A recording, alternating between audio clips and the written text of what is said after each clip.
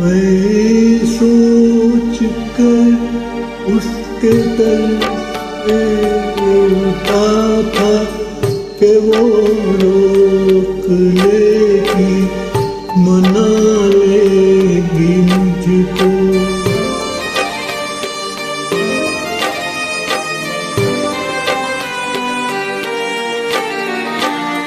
हवाओं में लहराता आता था दामन के दामन पकड़ कर बिठा लेगी मुझको।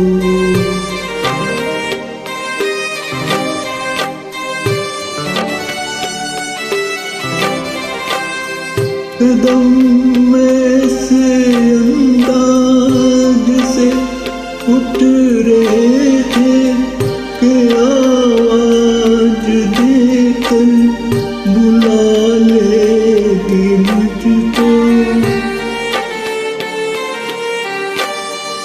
मगर उसने रोका न उसने मनाया, न दामन ही पकड़ा न मुझको बिठाया, न आवाज दी न वापस बुलाया।